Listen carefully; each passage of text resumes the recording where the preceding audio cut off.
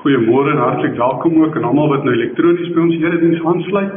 Mag ons vandag ook God se seën en oorvloed beleef. Kom ons word nou stil en bid ons saam.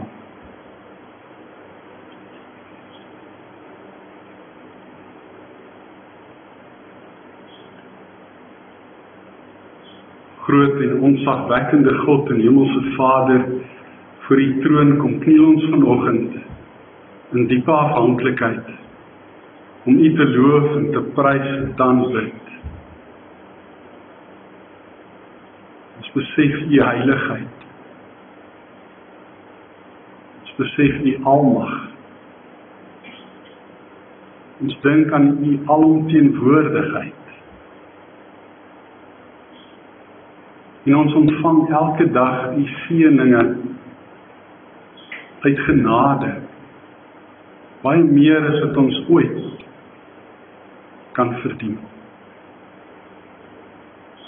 U dra ons elke dag, en U troue liefde en genade sorg U vir ons.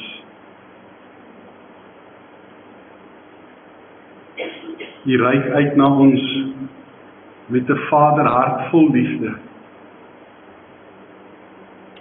en word mens in Bethlehem. Ons dank U Vader vir die afgelope Kerstyd, toe ons spesiaal kon terugdink aan hierdie groot geskenk. En ons dank U vir die groot voorreg om vandag saam hier in U huis te kan wees, en ook vir die vakansietyd, ons twee gemeentes so saam kon kom om U te aanbid en om U met eerbied te dien. Ons bid dat U vandag ook hierdie erediens sal seën, dat U dit in U diens sal gebruik om vir elkeen van ons 'n boodskap te gee wat ons duidelik sal kan hoor en verstaan, en ook sal kan uitleef tot U eer. Ons bid dit in Jesus se wonderlike naam. Amen. Maatjies, vanoggend het Alwyn die hartlikheid en saam met my kerk toe gekom. Hy het altyd ons in die sirkus gewerk. En ja, hy is 'n interessante karakter. Ons sal nou so 'n bietjie beter hom leer ken en hoor wat hy op die hart het. Goeiemôre Alwyn, hoe gaan dit? Goeiemôre, nee, wat baie goed, dankie. Ek is so dankbaar en bly, ons is nou in 2024. Die tyd is verby, want ek gesyp het. Ja, julle weet mos, ek kon mos nie 'n wortel uitlos nie, ek het baie diep in hom gekyk. Nou is dit 1203 dae wat ek droog is, en ek vat nie eers 'n ietsie oor Kersfees en Nuwejaar. Kersfees en Nuwejaar was altyd vir my die tyd gewees wat ek gedink het, mens moet fees vier en mens moet drink. Maar nou het ek die Here se genade ervaar en beleef, tot bekering gekom, en 'n groot wonderwerk het gebeur. Nou drink ek niks meer. Ag, maar dis te wonderlik Alwyn. Ek is so bly om dit te hoor, en dit is altyd groot vreugde as 'n mens so groot oorwinning kan behaal deur die Here se krag en deur sy genade. Ja, nee, kyk, en nou is dit weer Nuwejaar. Ek onthou in die jaar 2000, dis 24 jaar terug, was die hele wêreld in rep en roer.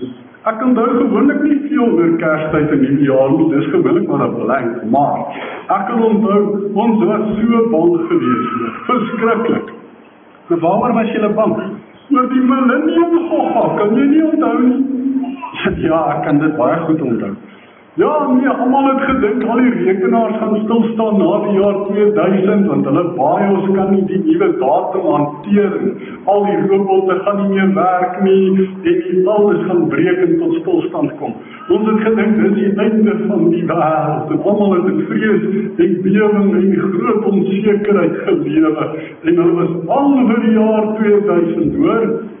Ja, ek kan onthou, dit was nou nogal 'n storie, en ek dink die ouens wat die rekenaars verkoop het 'n klomp geld gemaak, want almal het hulle rekenaars opgegradeer, nuwe rekenaars gekoop, wat in staat was om die nuwe datum te kon hanteer. Maar daar was ook sagte ware beskikbaar, wat 'n mens kon gebruik, om uiteindelik jou rekenaar, al is hy oud, te kon kry om die nuwe datum te vat. So dit was toe nou nie so erg nie, dit was daarom toe nou nie die einde van die wêreld. O ja, nee, kyk, maar Januarie maand was altyd 'n moeilike maand gewees, hoor. In Januarie maand het ek altyd, as ek by die sirkus gewerk het, my likse sleuteltjies saamgevat. Hoekom? Sodat niemand anders dit kan eet terwyl ek werk nie. Okay. So dit was maar saai tye Januarie maand. O ja, nee, kyk, mense het nie baie geld in Januarie nie. Dan het mense al jou Kersversierings gekoop en al jou Kersgeskenke. Ja, jy moes nog drink ook. So, daar was nie geld in Januarie. Maar gelukkig gaan dit nou beter met my. Ag, maar ek is baie bly. Maar kom sit hier agter. Miskien kan ons ietsie hier uit jou lewensverhaal uit en oor jou ervaring van die jaar 2000 en wat ons nou al in 2024 is. Geliefdes, ja, ons tema vir die jaar 2024 is die woord eerbied. Ons gaan hierdie jaar 'n bietjie nadink oor wat dit beteken om eerbied te hê vir die Here, die Almagtige, om hom te dien met ontzag en met respek en om eerbied vir hom te hê. Nou, ons teks gaan uit Psalm 69 kom, dis ook ons teksvers in die voorblad van ons kalender hierdie jaar. Buig voor die Here by sy heilige verskyning, betoon eerbied aan hom, almal op aarde. So elke dag wanneer jy na die kalender kyk, gaan jy hierdie teksvers sien, dit gaan jy herinner aan hierdie woorde, en ek wil hê dat jy baie mooi moet nadink, presies wat dit beteken, om eerbied te hê vir die Here, om hom met eerbied te dien. Psalm 96 is ons skriflesing, en die opskrif is die Here kom om oor die aarde te heers. Sing 'n nuwe lied tot eer van die Here. Sing tot eer van die Here, almal op aarde. Sing tot eer van die Here, prys sy naam, verkondig elke dag sy reddingsdade. Vertel die nasies van sy mag, al die volke van sy magtige dade. Die Here is groot. Al die lof kom hom toe. Ontzagwekkend is hy bo alle gode. Al die gode van die volke is niks. Dit is die Here wat die hemele gemaak het. Majesteit en luister straal van hom uit. Krag en glans vul sy heiligdom. Prys die Here alle volke, prys die Here om sy eer en mag. Prys die Here om die eer van sy naam. Kom na sy voorhowe toe, bring vir hom offers. Buig voor die Here by sy heilige verskyning. Betoon eerbied aan hom, almal op aarde. Verkondig onder die nasies, die Here regeer, die wêreld staan vas, dit wankel nie. Die Here sal die volke regverdig oordeel. Die hemele moet bly wees en die aarde moet juig. Die see en alles daarin moet druis. Die veld en alles daarop moet jubel. Al die bome in die bos moet hulle verheug voor die Here, want hy kom. Hy kom om oor die aarde te heers. Hy sal oor die wêreld heers met regverdigheid, oor die volke met billikheid. Ja, geliefdes, hoe voel u oor 2024? Ons is nou al 7 dae binne in 2024. Vat net so 'n oomblik en dink 'n bietjie. Hoe voel u oor die jaar wat voorlê? Dalk is u entoesiasties en opgewonde en dink u dit gaan opwindend wees. Ek sien uit na die jaar wat voorlê. Vol uitdagings, vol geleenthede. Dalk voel u dankbaar en bly dat 2023 uiteindelik verby is. En u hoop dat die slegste van 2024 beter gaan wees as die beste van 2023, want het was 'n rowwe jaar gewees. En jy wil dit nie graag weer oor hê nie. Ja, en soos dat ons ouer word, dink ons ook by onsself, dat ons nie kan glo dat die tyd so vinnig vlieg nie. Want hoe ouer jy word, hoe vinniger gaan die tyd ons verby, en voel dit vir jou so. Die sekondewyser tik nog steeds in dieselfde tempo, maar vir jou voel dit asof die jare net verby vlieg, die een na die ander. Dalk dink jy by jouself, dat daar nog so baie is om hierdie jaar te doen. En die jaar is nog net 7 dae oud, maar jy is al klaar moeg. En wens die volgende vakansie is al hier. Daar is mos min dinge wat 'n mens so moeg maak soos 'n vakansie. As jy na vakansie by die huis kom en jy moet weer alles uitpak vir alles jy ver gery het, dan is jy nogal lekker moeg en het jy eintlik weer 'n vakansie nodig net om van die vakansie te herstel. Dalk voel jy ook bang en onseker, veral onseker oor 2024 en oor die toekoms. En dis te verstaan. Want ons weet nie wat die jaar vir ons gaan inhou nie. As daar nou een ding is wat die coronavirus ons geleer het, dan is dit dat 'n ou nie kan seker wees wat die dag van môre vir jou gaan bring. Toe daai ding ons tref, en hulle sê ja, ons het nou ingehok. Toe dink ons ja, vir so 3 weke, ons het verby, dan gaan ons weer terug. Gaan alles weer terugkeer na normaal. En toe word dit sommer 'n lang tydperk wat ons ingehok is. En toe leer ons, maar 'n mens kan nie meer regtig beplan vir die toekoms nie. Jy kan nie meer regtig so ver in die toekoms indink en dink, maar al hierdie dinge gaan nog gebeur en ek gaan dit en dat en daai doen. En daarom vul die toekoms 'n mens al hoe meer met onsekerheid. Want ons weet nie wat gaan gebeur. Net soos in die jaar 2000 wat mense so gedink het die einde van die wêreld is hier. Ek dink baie mense nou ook so met die oorloë en die aardbewings, die oorstromings en al die dinge wat die tekens van die tye is en al hierdie onsekerhede en dinge maak 'n mens bang en benoud en jy dink maar sê nou maar daar kom weer so 'n virus soos die corona en dalk 'n erger een en ons moet weer ingehok word. Ek weet nie of ek kan sien weer daarvoor nie. Maak 'n mens benoud, beangs, angstig, bevrees. Dan wil jy eintlik maar nie regtig in die toekoms ingaan nie, wil jy maar net hier bly. Kyk ons na Psalm 96. Dan sien ons dat dit 'n troonbestygingspsalm is. Wat gaan oor God se koningsheerskappy. In daardie tyd het die koning by geleenthede sy troon bestyg. Op sy troon gaan sit. En dan was dit met groot feesvieringe en groot toejuiginge. Lang lewe die koning, wat dit gepaard gegaan. Na 'n lang optog deur die strate met net die grootste militêre en weermag-uitstallings, mooiste perde en skoetse en strydwaans en wat ook al hulle gehad het. En hulle het dieselfde met God gedoen. Hulle het ook op dieselfde manier wanneer hulle na die tempel toe gegaan is, vir God verheerlik en geëer as koning. En dan is hierdie troonbestygingspsalms gesing. Ons weet nie wie die skrywer van hierdie psalm is nie, want die skrywer word nie vermeld.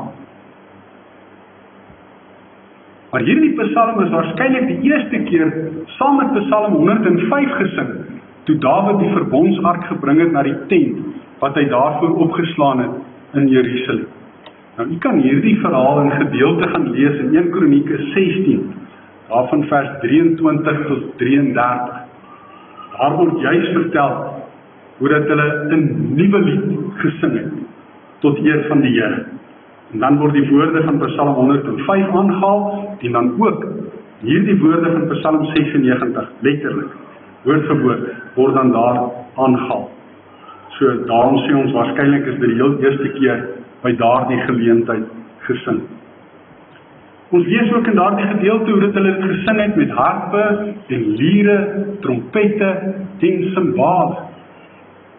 En dat die priesters en die leviete die optog gelei het, en dat hulle so voor die ark uitgegaan het, en dat die verbondsark gekom het en hulle gevolg het, en dat hulle op daardie manier aan God eer wou bewys as die groot koning. Na hierdie geleentheid is hierdie psalm dan ook verskeie kere waarskynlik gesing tydens eredienste in die tempel, wanneer hulle gekom het om offers te bring en om God te dien. As ons nou vra wat die doel van hierdie loflied is, dan sien ons dat dit ons uit hierdie psalm uit self kan agterkom waarom hierdie psalm geskryf is en wat die psalm wil bereik. Die psalm wil God se naam prys oor sy skepingswerk. Dit vertel van die dinge wat God gemaak het en geskep het en hoe wonderlik dit alles is. En daarom word aan God eer en lof gebring. God word ook geloof oor sy reddingsdade in die verlede. Daar word teruggedink aan die tye waarin God sy volk gered het, en waar hy op 'n besondere manier ingegryp het in moeilike situasies wat hulle ervaar en beleef het, en wonderwerke gedoen het, en daarvoor loof en prys en eer hom. Maar die psalm het ook universele strekkings. Dit gaan nie net oor die volk Israel. Dit gaan nie net oor 'n gevoel van nasionalisme nie. Die psalm met 'n internasionale, 'n breër wêreldse blik in die oog. Want die psalm wil hê al die nasies in die wêreld moet leer dat God, die Here, die Almagtige is. En daarom is hierdie psalm ook 'n getuienis aan die ongelowiges en die res van die wêreld en aan die heidene, soos wat die Israeliete hulle genoem het en gesien het. Die psalm wil hê dat die ander nasies moet afsien van hulle afgode. Hulle moet verstaan en begryp dat hulle afgode niks is nie. Dat hulle afgode nie regtig eens bestaan nie. Al bestaan wat hulle het, is daar die beeldjie wat jy kan sien, en dit lyk asof hulle bestaan, maar hulle is nie regtig daar.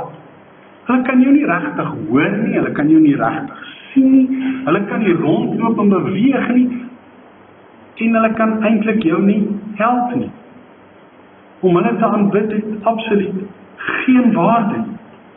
Die psalm wil hê dat die ander nasies dit moet raak sien, dat hulle dit moet begryp, en dat hulle ook vir God moet leer ken, en hom moet glo, en hom ook moet loof en prys en dien. Hierdie loflied wil graag ook gepaard gaan met offers. Die volk word opgeroep om hulle offers te bring. En dan in Kronieke lees ons ook dat hulle daar by die tent en by die tabernakel wat die tent van ontmoeting genoem was in die verbondsark, dat hulle daar offers gebring het. Offers gebring het om die Here met eerbied te dien. Nou die woordjie eerbied beteken dat 'n mens besef wie God regtig is. Dat jy besef hoe groot, ontzagwekkend en heilig hy is. En dat jy nie anders kan as om dit te respekteer nie. As om God se waarde te besef nie. Die woordjie eerbied het absoluut niks te doen met hoogmoed en arrogansie nie, waar ek te veel van myself dink nie, en ek te min van God dink nie. Eerbied beteken dat ek genoeg van myself dink, en daarom in nederigheid en in diepe afhanklikheid laag voor God buig, omdat ek besef wie hy is en wie ek is. En dan kan ek hom met eerbied dien. So dikwels hoor ek mense praat van God asof hy sommer maar net hulle hier jy is. In Afrikaans het ons die mooi onderskeid tussen jy en jou en u, wat jy nie noodwendig in die ander tale ook kry nie. Vir baie mense is God sommer maar net met jy en jou. Ja, ons sing weliswaar, wat 'n vriend het ons in Jesus. Maar daar's daarom 'n groot graad verskil tussen Jesus en al my ander vriende wat ek het. Ons noem God respekvol ons Vader. En die Bybel sê ook, ons moet nie ander mense ons Vader noem nie, ons het paas. Maar God is ons Vader.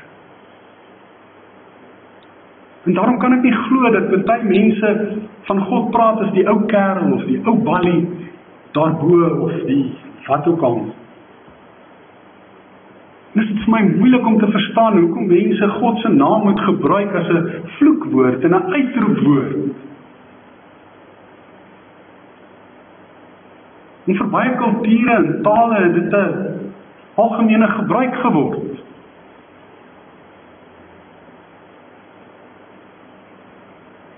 As 'n mens eerbied vir God het, dan neem jy nie sommer sy naam op jou lippe sonder dat jy mooi dink nie.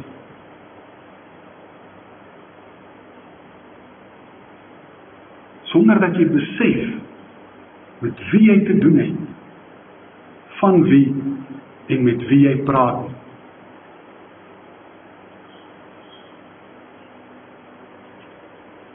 Hierdie Psalm neem ook kosmiese afmetings aan. Kosmies beteken die hele skepping, die hele heelal is daarbey ingesluit. Alles wat bestaan. So dit is nie net Israel wat God moet loof nie, dit is nie net die ander nasies, en dan hebben we al die mense op aarde wat God moet loof en prys nie. Alles word opgeroep om God te loof, te prys en te aanbid.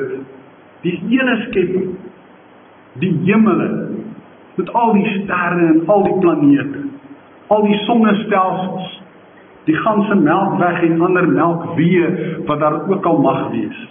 Die aarde, die see en alles binne in die see, die veld en alles daarop, al die bome in die bos, alles moet bly wees. Alles moet juig en alles moet jubel, alles moet hulle in God verheug. Met blydskap dink oor God. En daarom beteken eerbied nie noodwendig somberheid nie. 'n ander woord vir somberheid in Afrikaans is sommer maar net dikbekheid. Dis wanneer daar geen glimlag op jou gesig is. Dis wanneer daar geen lewe in jou oë is. Daar is 'n tyd gewees toe baie mense gedink het dat dit eerbied is. As jy na die kerk toe kom, moet jy net so sit, jy mag nie smile nie, jy mag nie links of regs kyk nie, jy mag niemand raak sien nie, jy mag nie lag nie, jy moet ernstig wees, en dis ernstige sake hier. En as iemand van buite af na jou kyk, dan gaan hulle sommer maar net dink jy is dikbek. Dikbek, lang gesig. Dis nie wat eerbied beteken. Eerbied het 'n element ook in van vreugde, van blydskap, van jubel en van juig. Maar nie op so 'n manier dat God nie daardeur geëer word nie. Dat daar nog steeds respek en ontzag vir hom is.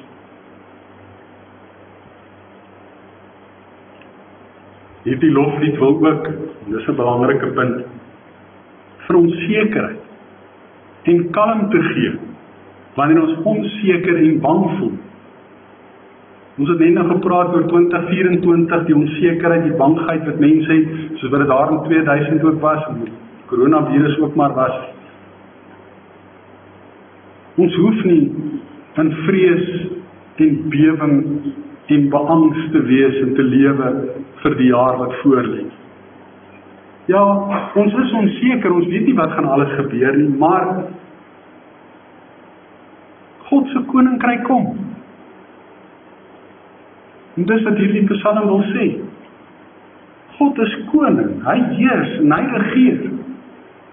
So maak nie saak wat die toekoms vir ons inhou nie. Die Here regeer. En sy koningsheerskappy is besig om al hoe meer veld te wen in die lewe en harte van mense. En al hoe meer mense begin hom dien met eerbied. Dis wat dit beteken as ons sê God se koninkryk kom. En met Bethlehem se ster wat geskyn het, is die groot koning gebore. En het God sy koningsheerskappy hier op aarde kom vestig en kon Johannes die Doper sê, bekeer julle van die koninkryk van die hemel het gekom, en kon Jesus presies dieselfde woorde herhaal, bekeer julle van die koninkryk van God het gekom. God se koningsheerskappy is kom bewys toe Jesus uit die dood uit opgestaan het en opgevaar het na die hemel. Sy hemelvaart is niks anders as 'n troonbestuiging nie. En daarom kan hierdie Psalm goedskiks ook geld vir sy hemelvaart. En moet ons daaraan dink wanneer ons oor die toekoms dink. Nie met vrees en bewering nie, maar met vertroue, want God is koning. Onder God se heerskappy, sê die Psalm, is die kosmiese en juridiese orde verseker. Nou, dis verskriklike woorde, as hom dit inkry, gaan dit nie maak nie. Kosmies, soos ek reeds gesê het, beteken dit die hele skepping. Alles is ingesluit, sterre, planete, aarde, alles wat jy aan kan dink wat bestaan, is daarbey ingesluit. En alles wat God gemaak het 'n bepaalde orde. Elke planeet het 'n bepaalde wentelbaan. En op ons aarde is daar tye en seisoene. Daar is 'n oorsaak en 'n gevolg, wat in die skepping ingebou is. In 'n duidelike orde, want God is 'n God van orde. Maar daar is ook 'n juridiese aspek. Dit beteken dit het alles te doen met die reg en geregtigheid. Dit het te doen met dit wat in die hof gebeur, waar daar 'n regter is wat uitsprake lewer, advokate is en prokureurs is en beskuldigdes is, aanklaers is. Dis juridies.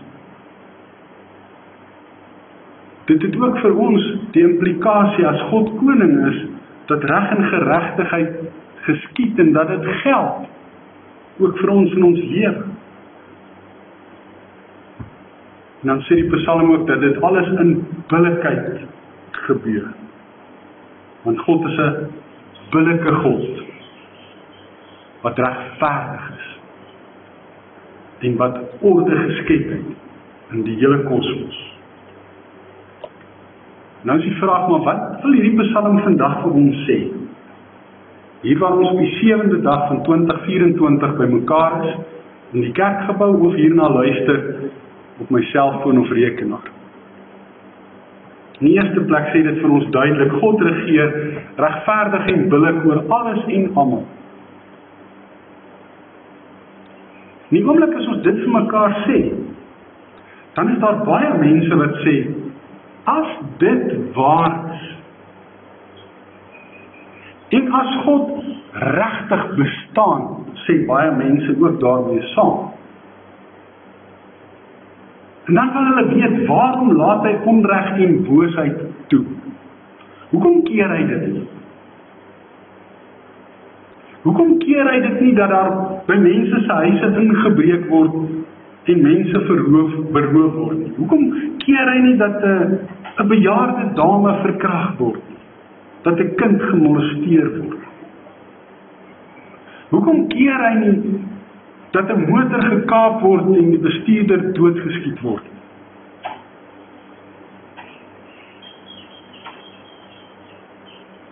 Baie keer vra mense hierdie vraag, nie omdat hulle nie wil glo nie, omdat hulle iewers langs die pad seer gekry het. Omdat hulle teleurgestel is. Hulle het 'n sekere idee en 'n opinie van God gehad, en hulle het sekere verwagtinge van hom gekoester, maar toe kry hulle 'n geweldige groot teleurstelling.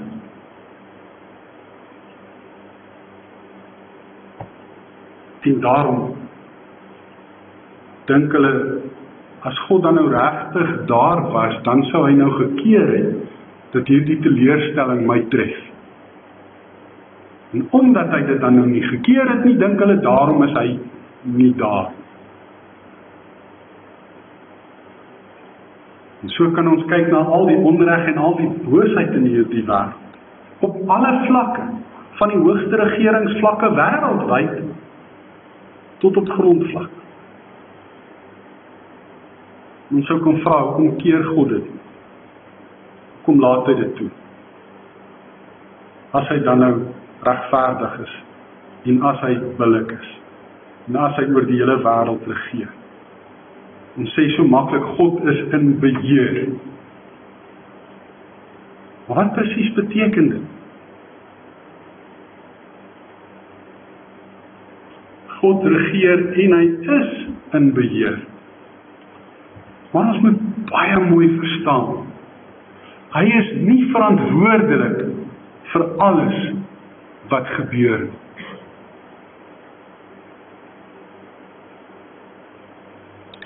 As iemand in boosheid optree en onreg pleeg en sonde doen en iemand anders doodmaak of verkragt of molesteer of wat dit ook al mag wees, dan kan ek nie God daarvoor blameer en hom daarvoor verantwoordelik hou nie, want God het dit nie gedoen nie.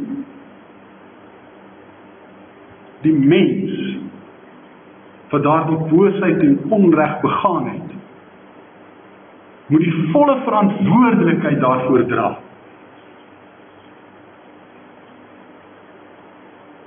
Hoekom keer God dit dan nie?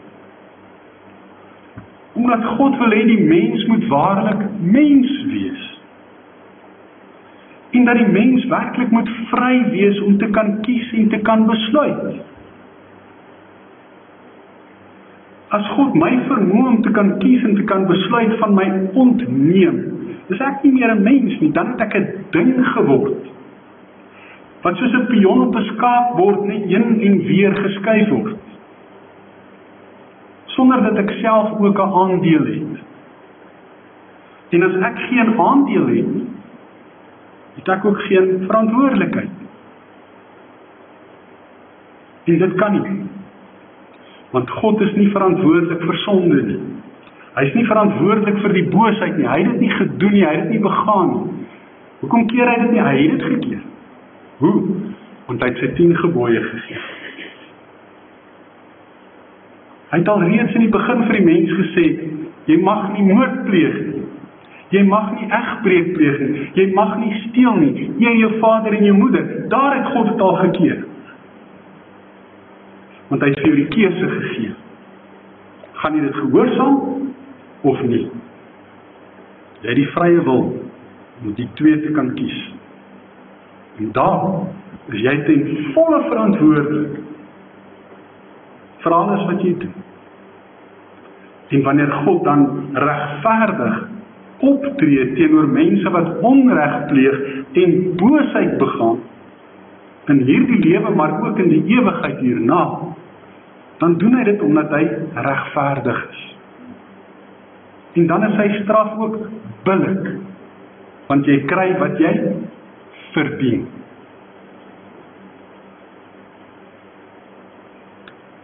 Ons moet mooi verstaan, dat God se bestuurstyl nie mikrobestuur is. Wat is mikrobestuur? Party baase dink, al die mense wat onder hulle werk, moet oor elke liewe jota en titel aan hulle verslag doen. Hulle loer die hele tyd oor hulle skouers. Hulle gee vir hulle opdrag met punt A, B, C, D, E en onder dit 1, 2, 3, 4, 5 en hulle moet al daai goed so stiptelik doen en hulle check hulle die hele tyd op en hulle volg dit die hele tyd op. Dis mikrobestuur. 'n goeie baas doen nie dit. 'n Goeie baas sê, dis wat ek van jou verwag. En dan moet jy na die tyd kom sê, maar ek het dit gedoen. Maar hy gaan nie van jou vra, wat was jou eerste stap, en jou tweede stap, en jou derde stap, en jou vierde stap, en wat ook al. Dis mikrobestuur. God werk nie met mikrobestuur. In 'n groot mate kan ons dit ook vergelyk met 'n ouer-kind verhouding. Die kind kom vra vir sy pa, kan ek maar vanaand na 'n partytjie toe gaan? Daar's 'n geselligheid en 'n braai by een van my vriende. Dan sê die pa van, ja, jy kan gaan, maar jy moet nou vanaand 10 uur of 11 uur of wat ook al, moet jy daarom weer terug wees by die huis. Hou jou selfoon by jou, as ek jou nodig het, dat ek jou in die hande kan kry, en laat weet ook vir my presies wanneer jy daar is en wanneer jy weer terugkom, sodat ek daarom kan weet jy is veilig. En jy weet natuurlik, jy mag nie drink nie, jy mag nie dwelms gebruik nie en wat ook. Dis al die goed wat hy al klaar die reëls vir die kind gegee. En dan gaan die kind partytjie toe. Mikrobestuur sou beteken, die pa agtervolg, hou met 'n kamera en 'n verkyker dop. Kyk na elke dingetjie wat die kind doen. En die oomblik as die kind 'n voet wil verkeerd sit, as hulle van 'n botteltjie bier aanbied en hy vat hy botteltjie en hy wil hom drink, en spring die pa op hom en hy gryp die botteltjie en hy keer hom, laat hy nie die botteltjie kan drink. Dis mikrobestuur. Ons weet tog almal, dit werk nie so. Jy moet vir jou kind die vryheid gee om die ruimte wat jy vir hom geskep het, om te kan groot mens word en self keuses te kan maak en self verantwoordelikheid vir daardie keuses te kan aanvaar, om dit te kan hê. Dis wat dit tog is om groot mens te word en dis wat dit beteken om mens te wees. Ja, God is in beheer en hy regeer, maar hy doen dit nie met 'n mikrobestuurstyl nie. Ons moet ook besef dat niks wat gebeur toevallig is. Alles gebeur met 'n doel. God het 'n plan en 'n doel met alles in die lewe. Selfs ook met boosheid, met onreg, met sonde. Judas Iskariot het self besluit om Jesus te verraai. Hy het self besluit om na die skrifgeleerdes toe te gaan en priesterhoofde en self die geld wat hulle vir hom gegee het gevat. Hy het self na Jesus toe gegaan en self vir hom 'n soen op die wang gegee. Alhoewel Jesus geweet het dit gaan gebeur en voor die tyd aangekondig het dat dit gaan gebeur, het hy nie vir Judas gekeer nie. Hy het vir hom die ruimte gelaat om sy eie besluite te neem. Dan is dit nie God wat verantwoordelik is vir Jesus se verraad nie. Maar hy het 'n doel daarmee. Sy doel was om ons te verlos van ons sonde. Nou kan ons baie maklik, wanneer iemand een of ander traumatiese ervaring beleef, verkeerdelik vir hulle sê, ag, dit was die Here se wil, jy moet nou maar net daarby berus. Want God se wil is baie ingewikkelder as net dit.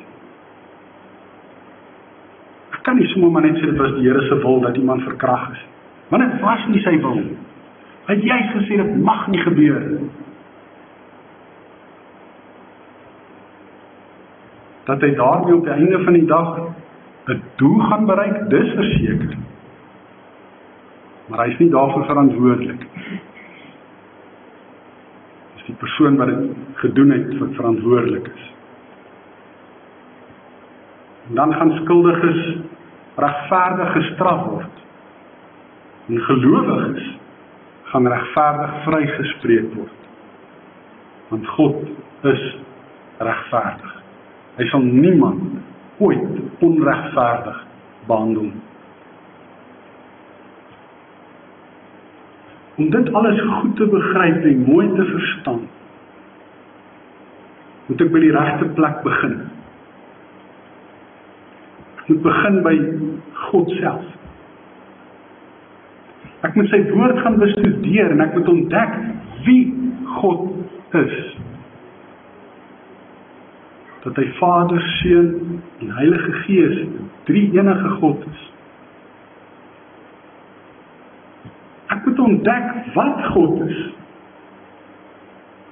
en wat hy doen. Dat hy anders is as al die ander gode in die wêreld. Dat hy oor sekere unieke eienskappe beskik. En dat hy die enigste God in die wêreld is wat uit genade mense verlos. Al die ander godsdienste werk met 'n verdienstestelsel.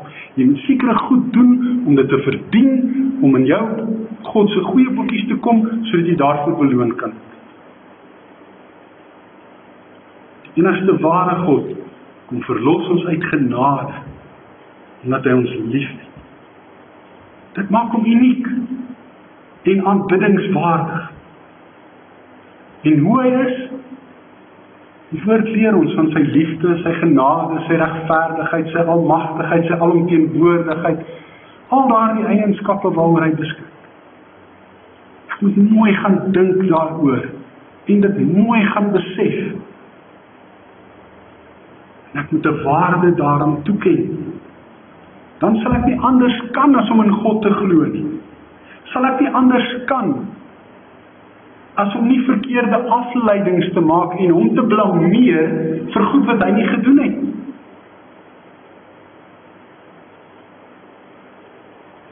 Dan sal ek met eerbied, respek en ontzag hom dien met volle oorgawe, volle toewyding.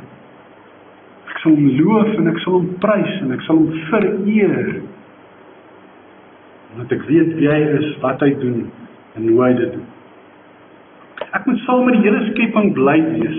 Ek moet my verheug, ek moet jubel en juig in God se koningsheerskappy. Sy heerskappy moenie vir my iets wees waarna ek kyk met vrees en bewing en angstigheid, sodat 'n mens na 'n tiranniese koning se koningsheerskappy kyk. 'n Koning wat 'n tiran is iemand wat almal baie sleg behandel, sodat hy net goed behandel kan word. Wat oral oorlog maak met almal. Wat sy koninkryk net wil groter maak. Wat die verskriklikste belastings op sy onderdane het. En dinge van hulle verwag wat onmenslik en onbillik en onmoontlik is. Dis nie hoe God regeer. En daarom kan ons jubel en juig en bly wees in God se koningsheerskappy. Ja, die toekoms is onseker. Dis waar. En die verlede is ook verby. Dis ook waar. Aan dit wat nog voor lê, kan ons nie nou op hierdie oomblik veel vermag. Aan dit wat verby is, kan ons ook niks verander. Daarom gryp die hier en nou. Die Latynse woorde is carpe diem. Jy het seker al daardie woorde gehoor. Gryp die dag, gryp die hier en die nou. Doen nou wat jy nou kan doen. Maak nou die beste gebruik van die geleenthede wat jy nou op jou pad het. Dit help nie om te worry oor die toekoms nie. Dit help ook nie om te worry oor die verlede nie. Doen nou die beste wat jy kan met dit wat jy tot jou beskikking het, tot eer van God. En as jy bang voel en onseker en beangs voel oor die toekoms, of wat ook al wat vir jou voorlê, watter uitdaging daar ook al mag wees, vervang daardie vrees met vertroue. Vertroue in God, wat as koning heers oor die ganse skepping, en wat alles in sy hand hou. En onthou, hy doen dit nie op 'n mikrobestuurwyse nie. En onthou dat hy vir jou as mens, en vir al die ander mense, 'n vrye keuse gegee het. Die vermoë om te kan kies en te kan besluit. Dit vra vandag van jou, wat wil jy doen? Wil jy die Here dien met eerbied, respek en ontzag? Of wil jy eerder jou eie pad loop, jou eie ding doen, deel word van die onreg en die boosheid in die wêreld, deel van die duisternis? Dis jou keuse. God gee jou daardie keuse. Gebruik dit asseblief met verantwoordelikheid, want hy gaan weer kom. Psalm sê hy kom om te heers en te regeer. En ons weet ook in die Nuwe Testament sê Jesus, hy gaan weerkom. En as hy weerkom, dan kom hy om te oordeel. Die wat nog lewe en die wat reeds gesterf het. En dan gaan hy kom rekenskap eis. Dan gaan jy met verantwoording doen oor die verantwoordelikheid wat hy vir jou gegee het. Gebruik dit in vertroue op die Here, omdat hy die pad saam met jou loop. Omdat hy daar is om vir jou al die gawes te skenk wat jy nodig het, om hom te dien met eerbied, respek en ontzag. Amen. Kom ons bid saam. Hemelvader, saam met die psalmdigter, die Israeliete destyds, wil ons ook nuwe liedere sing, wil ons ook nuwe gebede bid, wil ons ook U loof en prys vir alles wat U gemaak het en vir alles wat U doen, vir U reddingsdade ook in die verlede. Ons wil U ook vertrou vir reddingsdade in die toekoms wat voorlê. Ja, U het ons al deur moeilike tye gedra, tye wat ons gedink het die einde is hier en is klaar met ons, tye waarin ons partykeer een ry voetspore gesien het en gedink het ons het die pad alleen gestap, net om later te besef dat dit U voetspore is, U het ons gedra. Dankie dat ons op U kan vertrou, en dat elke knie voor U kan buig, en elke tong kan bely, dat U die Koning, die Here, die Verlosser, die almagtige Redder is.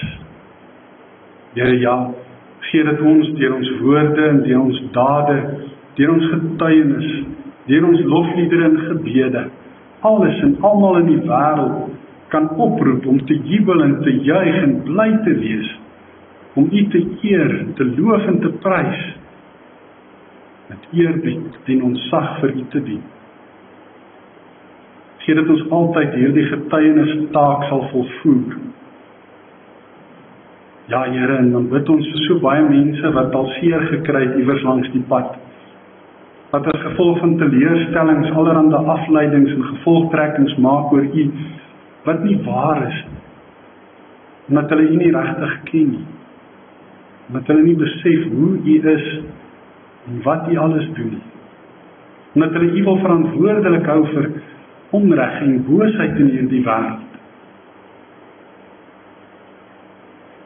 Ja, Here, ons besef dat ons in 'n wêreld leef vol onreg en boosheid, dat mense juis die keuses wat hulle gekry het om te maak en die vryheid om te kan kies misbruik, en dat hulle verkeerde besluite neem. Maar dankie dat ons ook kan weet dat die reg en geregtigheid billik ook in U hande is. Dat U op die regte tyd ook vir elkeen dit sal gee wat hulle verdien.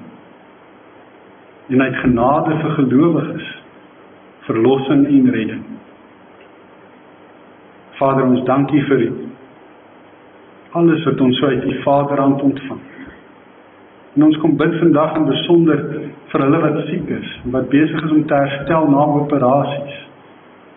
Ons bid vir hulle wat in die hospitale is, en dalk tuis siek is. Ons bid vir al die bejaardes, en vir alles wat ook op hulle pad kom, en vir almal wat hulle versorg.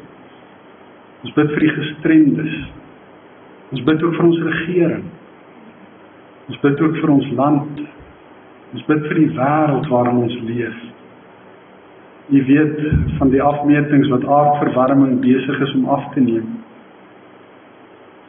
Ja, Here, ons kry warm en ons weet dat dit ook deel is van die tekens van die tye. Maar dankie dat dit alles in U hande is, Here, en dat ons weet dat U 'n plan en 'n doel met alles het, en gee dat dit alles sal gebruik word en sal meewerk daartoe dat almal tot bekering sal kom wat deur U uitverkies is en gered sal word, sodat U genade daardeur bekend kan word. Ons aanbid U as die Koning wat heers van ewigheid tot in ewigheid, in die naam van Jesus ons Here. Amen. Geliefdes, ons het vandag weer ons sagte kollekte dankoffer projek. U kan dus